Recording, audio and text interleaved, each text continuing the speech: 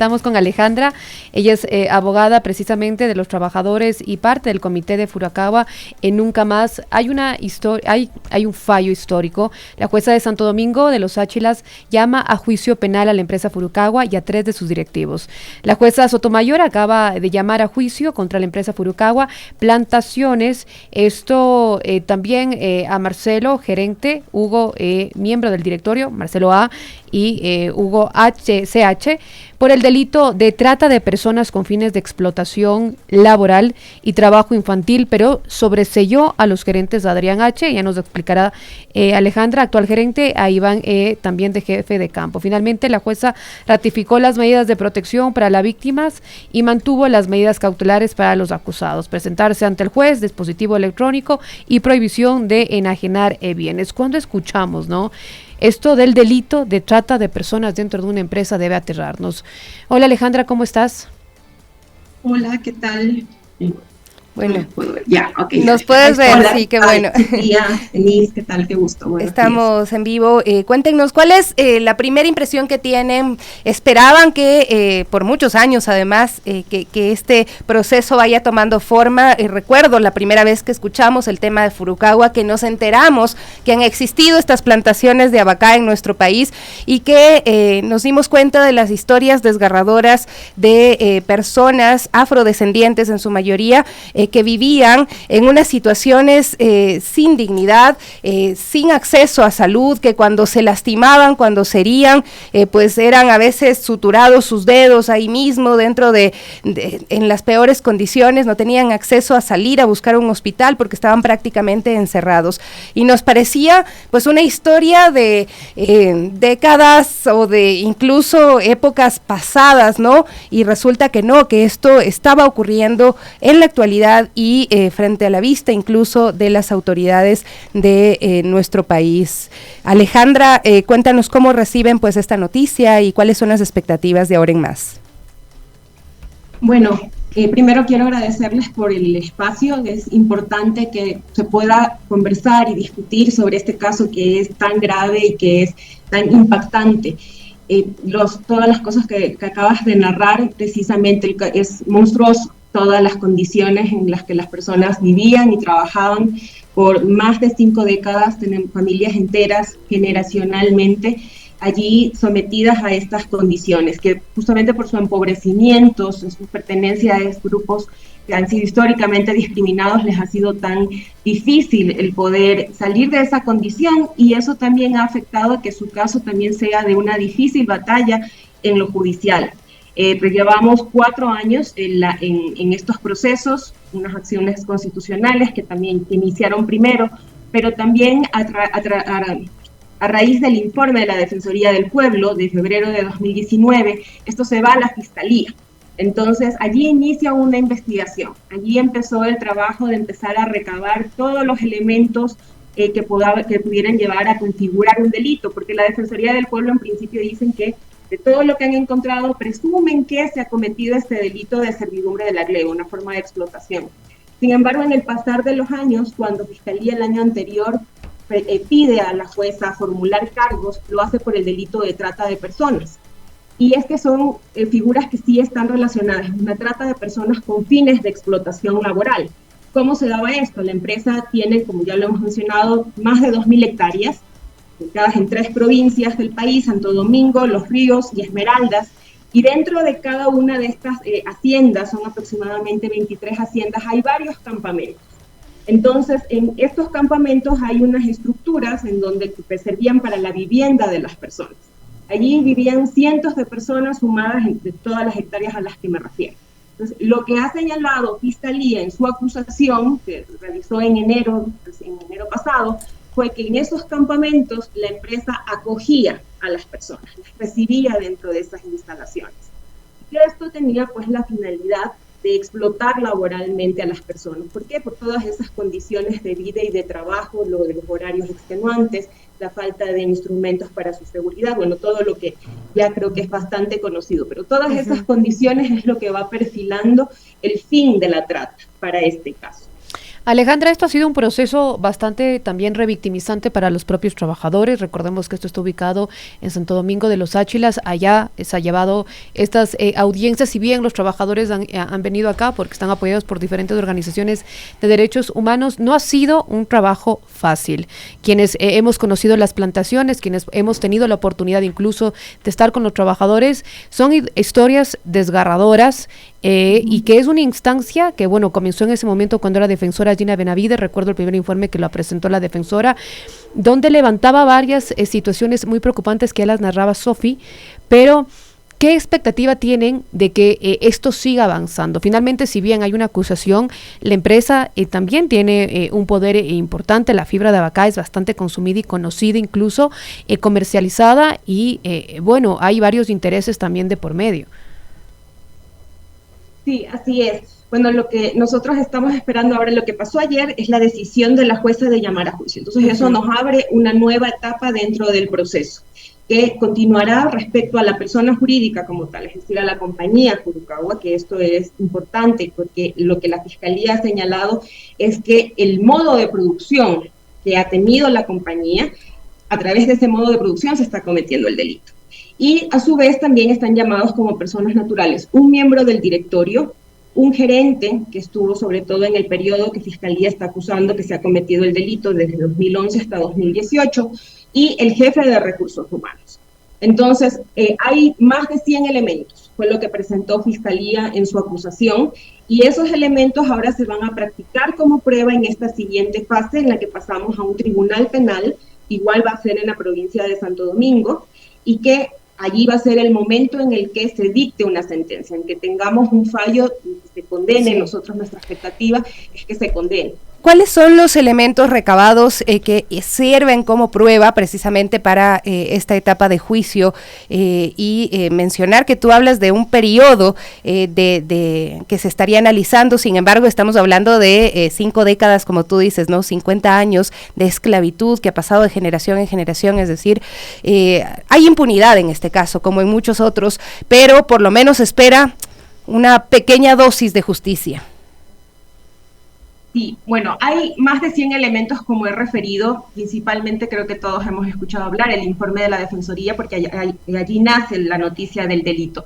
Hay las versiones de las víctimas, hay las versiones de los funcionarios de los diferentes ministerios, Ministerio de Trabajo, de Salud, de Educación, MIES, Registro Civil. Muchos funcionarios de estas instituciones fueron a unas inspecciones que se realizaron a fines de 2018. Se levantaron informes, entonces las versiones de esos funcionarios también forman parte de los elementos. Tal vez no voy a referir con mucho detalle lo que se ha dicho, estamos todavía en pleno proceso de juicio, pero creo que esos también han sido temas que, como se ventilaron también en la acción de protección, son un poco conocidos, ¿no? De todo lo que se encontró, que hubo resoluciones del Ministerio de Trabajo, muy importante decir esto, que se sancionó por trabajo infantil. Se encontraron en distintos lugares niños y adolescentes trabajando, y por reincidencia la compañía fue cerrada por varios meses en el año 2019.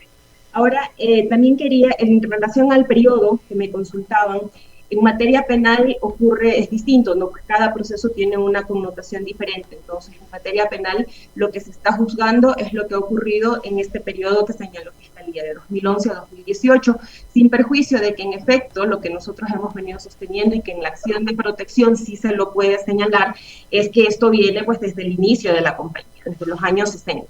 Alejandra, ahora, ¿cuál es la reparación que buscan los trabajadores, no? Porque normalmente también estos dobles discursos o estigmatización de la lucha de los trabajadores o defensa de sus derechos es porque casi siempre no se escucha es que quieren plata. Uh-huh. O sea, obviamente tienes una reparación que está reconocida bajo la ley y que te ampara, ¿no? Luego de todas estas vulneraciones. Los cuerpos, las manos de los trabajadores básicamente están destruidas porque trabajar en la vaca es durísimo sin una seguridad.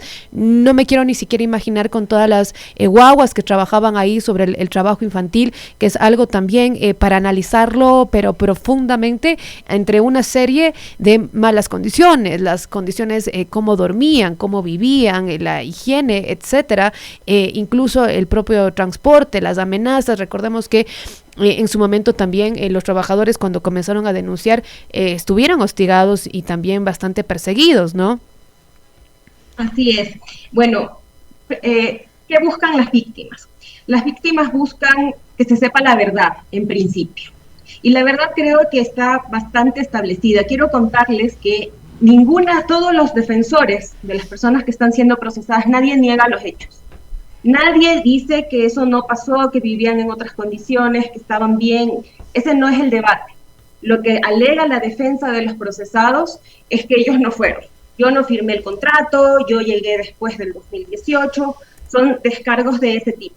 Entonces, que las personas, que los cientos de trabajadores vivían en estas condiciones, vivían y trabajaban en estas condiciones indignas, ese es un hecho sobre el que no existe ninguna discusión. Entonces, ¿qué quieren las víctimas? ¿Qué quieren los acusadores particulares? Quieren que se sepa la verdad y quieren que se establezca responsables, porque no puede ser posible que todos se echen la pelota, por decirlo de cierta forma, en que alguien más tiene la culpa, pero yo no. Yo soy el gerente, pero yo solo soy el responsable jurídicamente y entonces yo no sabía lo que pasaba en los campamentos. El jefe de recursos humanos dice yo solamente era un empleado.